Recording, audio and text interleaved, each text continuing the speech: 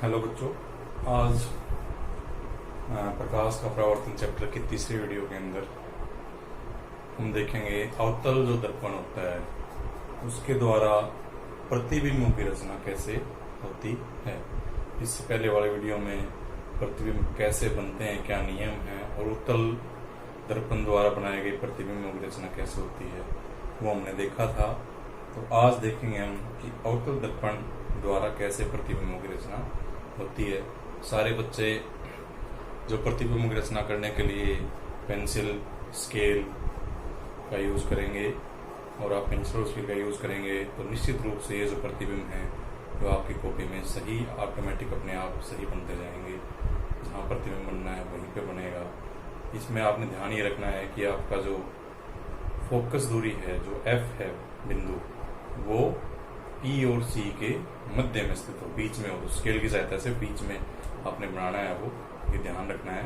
तो अब देखते हैं कि अवतल जो दर्पण है वो कैसे प्रतिबिंब बनेगा। अब इसके अंदर सबसे पहले 6 केस होंगे ठुल अवतल दर्पण के। सबसे पहले 2 केस देख रहे हैं बारी बारी से। जब वस्तु अनंत पर हो तो, अनंत का मतलब जो वस्तु बहुत दूर हो। उन्होंने आपको बताया था कि जो वस्तु अनंत पर होती है वो उसके द्वारा जो प्रकाश की किरणें आती हैं वो क्या होती हैं, मुख्य अक्ष। ये आपका मुख्य अक्ष है, इसके समानांतर आएंगी। तो जो किरणें हैं वो मुख्य अक्ष के समानांतर आएंगी। और बच्चों ये नियम बताया था कि अवतल हो या उत्तल दर्पण हो, जब किरणें मुख्य अक्ष के समानांतर आती हैं तो हमेशा ही कहाँ से गुजरती हैं, वो मुख्य फोकस के अंदर से गुजरेंगी। तो इसमें भी जो किरणें हैं वो कहाँ से गुजरेंगी, मुख्य फोकस के अंदर से ये आपको गुजरती हुई दिखाई देंगी। ये आपने ध्यान रखना है। तो मुख्य फोकस के अंदर से किरणें गुजरेंगी तो प्रतिबिंब कैसा बनेगा। यहाँ ये किरणें सही में आके मिल रही हैं, एक्चुअल में मिल रही हैं, इसलिए जो प्रतिबिंब है वो वास्तविक होगा, उल्टा बनेगा। और आप देख रहे हो बिंदु के आकार का है तो प्रतिबिंब कहाँ बनेगा, एफ मतलब मुख्य फोकस पर बनेगा। बिंदु के आकार का अत्यधिक छोटा बनेगा। ये किरणें मिल रही हैं अपने आप आके तो वास्तविक बनेगा। और कैसा बनेगा, उल्टा बनेगा। ये आपने प्रतिबिंब की रचना है सिंपल। पहले हमने क्या बनाया, दर्पण, एम मैंने लिख दिया, पी इसका ध्रुव है, एफ इसका मुख्य फोकस है, सी इसका वक्रता केंद्र है। और ये यहाँ से 2 किरणें आ रही हैं क्योंकि ये मुख्य अक्ष के समानांतर हैं तो ये कहाँ से गुजरेंगी, फोकस पे जाके आपस में मिल जाएंगी। तो प्रतिबिंब फोकस पर ही बनेगा। जैसे सूर्य के सामने अगर रख दें इसको दर्पण को तो कहाँ बना देगा वो प्रतिबिंब, एक जगह मुख्य फोकस पर, वो सारी एक जगह हो जाती है। तो ये आपका पहला है जब वस्तु अनंत पर हो तो। जब वस्तु सी से परे हो, अब देखेंगे वस्तु पहले बहुत दूर थी, वस्तु थोड़ी नजदीक ले, वस्तु आगे जाती जाएगी, प्रतिबिंब दूर होता जाएगा दर्पण से। अब वस्तु कहाँ आ गई, ये हमारी वस्तु है ए बी। ये जो तीर का निशान दिखा रखा है हमने बच्चों, इसी को वस्तु मानते हैं ए बी। वस्तु कहाँ है, सी, वक्रता केंद्र से परे, इस तरफ है वक्रता केंद्र से, सी से परे है तो वही रूल लगाएंगे, वही नियम। एक जो किरण है प्रकाश की किरण वो जाएगी समानांतर, किसके समानांतर जाएगी, मुख्य अक्ष के। आपने लगाना है तीर का निशान की किरण कहाँ जा रही है, समानांतर जाएगी और वो वापिस मुड़ के परावर्तन होगा उसके अंदर, वो कहाँ से गुजर जाएगी, मुख्य फोकस के अंदर से गुजर जाएगी। दूसरी जो किरण है वो जाएगी मुख्य फोकस के अंदर से, ये चलेगी इसके अंदर से, मुख्य फोकस के अंदर से, और वो मुड़ के कहाँ आ जाएगी, मुख्य अक्ष के समानांतर आएगी। और ये आपस में यहाँ टकराएंगे। ये बिंदु कहाँ है, ये बिंदु है बच्चों सी और एफ के बीच में मध्यम स्थित है। तो यहाँ पे बन जाएगा आपका प्रतिबिंब। प्रतिबिंब कैसा है देख रहे हो, तीर का निशान उल्टा बना हुआ है, इसका प्रतिबिंब का नाम हो जाएगा ए डैश बी डैश से दिखा देंगे प्रतिबिंब का नाम। यही बुक में दिखा रखा है, यही आपने दिखाना है। तो जो प्रतिबिंब है वो कहाँ बनेगा, आपका सी और एफ के बीच में बन जाएगा, मध्य में बन जाएगा। ये वस्तु बड़ी है, प्रतिबिंब क्या हो जाएगा, थोड़ा छोटा हो जाएगा, वस्तु से छोटा हो जाएगा वास्तविक, क्योंकि ये किरणें सही में आके टकराती हैं, यहाँ पे मिलती हैं। तो इसलिए क्या होगा, जो प्रतिबिंब है वो क्या हो जाएगा, वास्तविक बनेगा। और इसके अलावा कैसा होगा, वो उल्टा बन जाएगा। तो आपने ध्यान देना है। प्रतिबिंब जो वस्तु सी से परे है, आप देख रहे हैं पहले वस्तु बहुत दूर थी तो प्रतिबिंब बिल्कुल दर्पण के पास में था। अब वस्तु नजदीक आ गई है तो प्रतिबिंब थोड़ा सा दूर हट गया है। तो ऐसे ही चलेगा, वस्तु जाएगी दर्पण के पास, प्रतिबिंब आएगा दर्पण से दूर। ऐसे ही ये सारे प्रतिबिंबों की रचना होगी।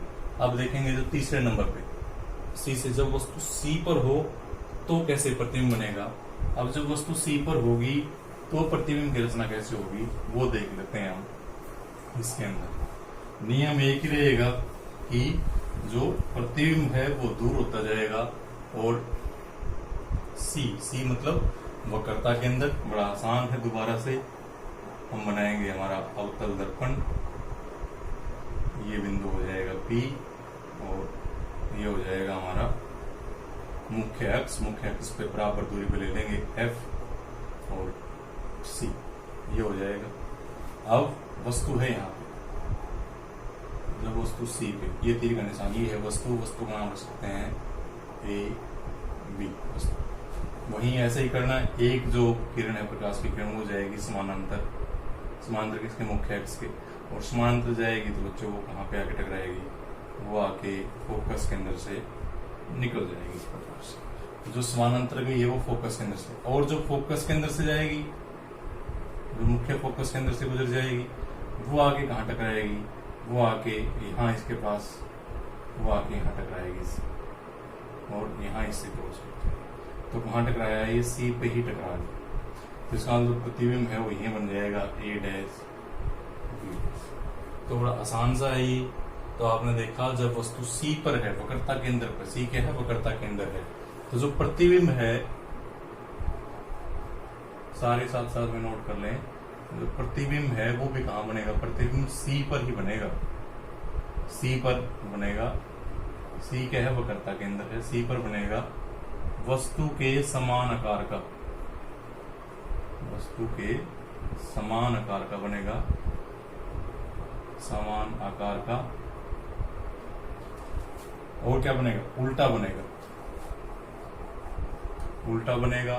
और क्या होगा, क्योंकि किरणें सही में मिल रही हैं तो क्या बन जाएगा बच्चों, वास्तविक बनेगा। तो ये आपने ध्यान देना है, प्रतिबिंब सी पर ही बनेगा, वस्तु के समान आकार का बनेगा, उल्टा बनेगा और वास्तविक बनेगा।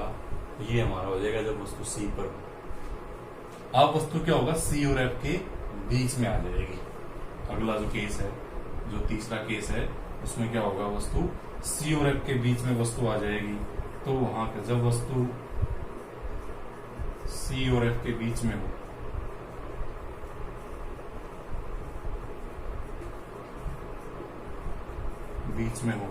तो क्या, वस्तु सी और एफ के बीच में होगी तो प्रतिबिंब पीछे आ जाएगा, प्रतिबिंब सी से परे बन जाएगा। ये जो हमने दूसरा केस जिसको किया था उसका उल्टा हो जाएगा बिल्कुल। जब वस्तु क्या थी, सी से परे थी तो प्रतिबिंब सी और एफ के बीच में बना था। अब वस्तु क्या होगी, सी और एफ के बीच में है तो प्रतिबिंब सी से परे, बिल्कुल उल्टा हो जाएगा। ये हमारा अवतल लेंस, ये पॉइंट हो जाएगा ध्रुव जो है दर्पण का, ये हमारा हो जाएगा एफ, मुख्य फोकस, ये हो जाएगा सी। और अब वस्तु के यहाँ कहाँ है, सी और एफ के बीच में वस्तु हमने रख दी, वस्तु ए और बी। एक वही दोबारा से मुख्य अक्ष के समानांतर, मुख्य के समांतर जाएगी तो एफ में से क्या हो जाएगी, गुजर जाएगी, एफ के अंदर से ये गुजर जाएगी। और दूसरी जो है बच्चों वो जाएगी वक्रता केंद्र के अंदर से।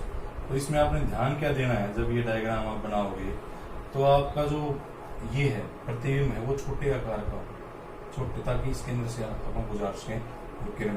तो ए बी, अब ये इसके अंदर से गुजरी और ये फिर कहाँ से, ये अपना यहाँ से इस प्रकार से फोकस के अंदर से। दूसरी क्या होगी, दूसरी यहाँ से गुजरेगी ये। और मैंने आपको बताया था कि जो किरण सी के अंदर से गुजरती है, जो किरण यहाँ से जाएगी वापस फिर क्या होगी, वापस इसी रास्ते से वापस भी आ जाएगी।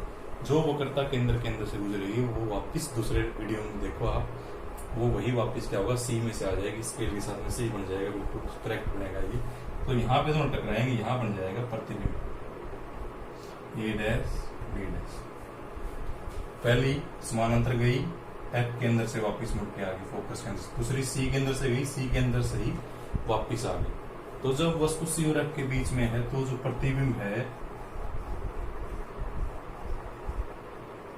जो प्रतिबिंब है वो कहाँ बनेगा, वो प्रतिबिंब बनेगा सी से परे,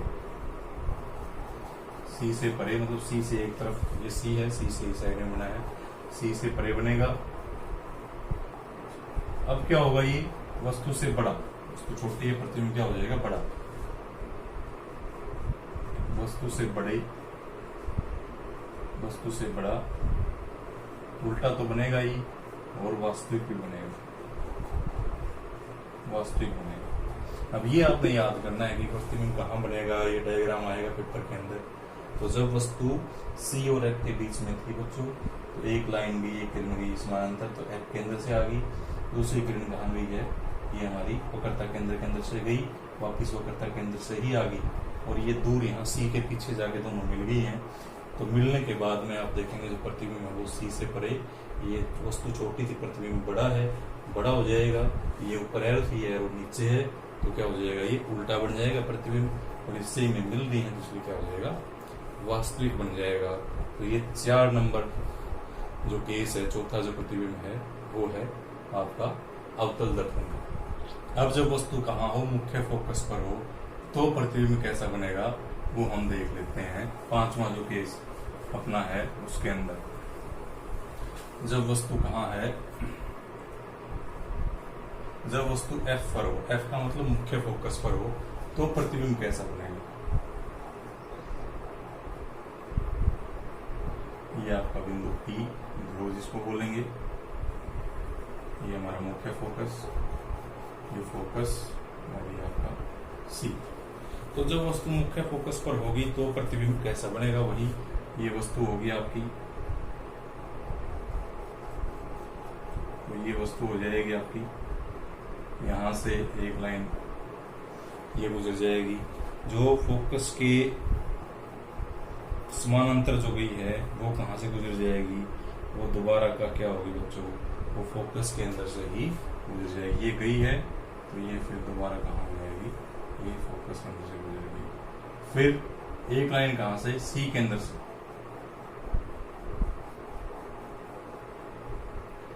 इस प्रकार से जाएगी, ये यहीं से तो जाएगी और यहीं से वापस आ जाएगी, और ये इस प्रकार से। तो आप देखेंगे ये 2 लाइनें हैं, ये क्या है, समानांतर रेखाएं हैं, ये कभी भी नहीं मिलेंगी, कभी नहीं मिलेंगे। जिसका मतलब जो प्रतिबिंब है शायद बहुत ज्यादा दूर जाके मिल जाए, तो जो प्रतिबिंब है वो क्या होगा, अनंत पर बनेगा।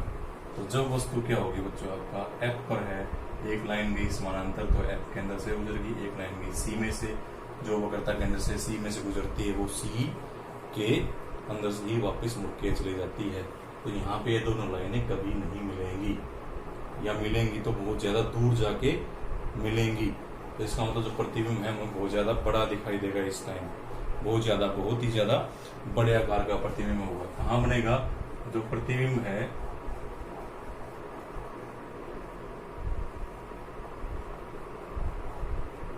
अनंत पर बनेगा, अनंत पर बनेगा,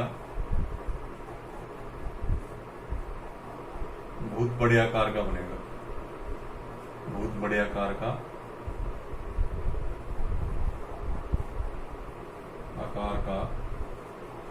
वास्तविक बनेगा, सही में मिलेंगी, तथा उल्टा बनेगा, तथा उल्टा होगा। तो ये ध्यान रखना आपने, जो प्रतिबिंब है ये लाइनें समानांतर रेखाएं हैं, बहुत ज्यादा दूर जाके मिल सकती हैं शायद, तो प्रतिबिंब बहुत ज्यादा बड़े आकार का बनेगा और कैसा होगा, वास्तविक तथा उल्टा होगा। और अब आखिरी जो केस है, जब वस्तु क्या हो जाए आपका पी और एफ के बीच में, ध्रुव और फोकस के बीच में है, तो कैसा होगा प्रतिबिंब, वो देख लेते हैं हम। लास्ट जो केस है इसमें, तो जब वस्तु क्या हो आपका, जब वस्तु एफ और पी के बीच में हो, फोकस और ध्रुव के बीच में हो, तो प्रतिबिंब कैसा बनेगा। ये हमारा अवतल दर्पण, एम एन लिखना है, इसका द्वारकन है, ये सब के अंदर लिखना है, ये एम एन। स्केल के साथ में सीधी लाइन खींचेंगे आप लोग, ये आपका पी हो जाएगा। और अब वस्तु क्या होगी, जब आपकी वस्तु, ये आपका एफ है और ये आपका क्या है, सी है, और वस्तु है, ये वस्तु आपकी हो जाएगी एफ और सी के बीच में। तब हम देखते हैं जो हमारा प्रतिबिंब है वो कैसा, एक लाइन तो क्या होगा आपका पी से टकराएगी। तो बताया था जब कोई किरण पी से टकराती है तो वो सेम जो वही कोण है वो बना के यहाँ से इस प्रकार से क्या होगा, निकल जाएगी। कोण आपने सेम बनाना है, याद रखना है, जो कोण यहाँ पे होगा वही कोण क्या होगा, यहाँ बनेगा। तो ये चली जाएगी इस प्रकार से। ये है हमारा ए बी, और एक जो किरण है बच्चों वो सी के अंदर से आपने गुजारनी है इस प्रकार से। और सी का आपको पता ही है कि जो यहाँ से जाएगी वापस यहीं से क्या होगी, गुजर जाएगी। तो दो किरणें आपने दिखा। अब आप देख रहे हैं ये जो लाइनें हैं ये क्या हो रही हैं, दूर दूर हट रही हैं, इसका मतलब ये कभी नहीं मिलेंगी। तो फिर क्या होगा इस केस में, तो हमें ये पीछे की तरफ मिलानी पड़ेंगे। जो हमारा दर्पण है उसके पीछे शायद ये लाइन मिल जाए। इसको आगे बढ़ा देते हैं, ये जो लाइन जा रही है जहां से, इसको भी आगे बढ़ा देते हैं। और ये पीछे जाके यहाँ जाके क्या होगी, मिल गई है। तो यहाँ जो प्रतिबिंब है वो बन जाएगा ए डैश बी डैश। ये जो प्रतिबिंब है ये यहाँ बन गया है। और जो ये प्रतिबिंब है बच्चों ये कैसा होगा, वस्तु से थोड़ा सा बड़ा होगा। और अवतल दर्पण में सिर्फ इसी केस में क्या है, जो प्रतिबिंब है वो सीधा बनता है, और इसी केस में सिर्फ आभासी बनेगा। तो जो प्रतिबिंब है कहाँ बनेगा, वो दर्पण के पीछे। प्रतिबिंब दर्पण के पीछे बनेगा, दर्पण के पीछे बनेगा, आभासी होगा। अब आभासी क्यों होगा ये बच्चे मेरे को बता सकते हैं, क्यों होगा आभासी भाई? क्योंकि जो प्रकाश की किरणें हैं वो वास्तव में मिल नहीं रही, वो हमने पीछे जबरदस्ती मिलाई है पीछे खींच कर।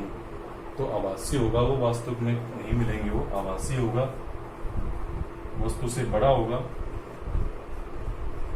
वस्तु से बड़ा होगा और सीधा होगा। अब ये दो जो केस हैं, आभासी और सीधा, अवतल दर्पण में सिर्फ इसी केस में आएंगे जब वस्तु कहाँ होगी, पी और एफ के बीच में होगी, तो ही जो प्रतिबिंब है वो सीधा बनेगा और आभासी बनेगा। तो ये बच्चों आपका अवतल दर्पण के जो 6 केस हैं वो आपके यूज कर सकते हो। इसका प्रयोग कहाँ कहाँ होता है, इसका आपका जो सेविंग मिरर है सेव करने के लिए उसमें हो सकता है, जो गाड़ियों की हेडलाइट्स होती हैं वहाँ इनका दर्पणों का प्रयोग होता है, ताकि लाइट को एक जगह कंसंट्रेट करके एक जगह की किरणें बना जा सके। और जो दांत वाले डॉक्टर हैं वो इसका प्रयोग करते हैं कि प्रतिबिंब बड़ा बन जाए, तो बड़े आकार का दिखाई दे जाए, हमें दांतों के अंदर कोई बीमारी दिखाई दे जाए, तो दंत चिकित्सक हैं वो इसका प्रयोग करते हैं। तो आपने ये जो 6 के 6 केस हैं वो आपने करने हैं। इसके अंदर कोई दिक्कत हो, कुछ ना समझ में आए तो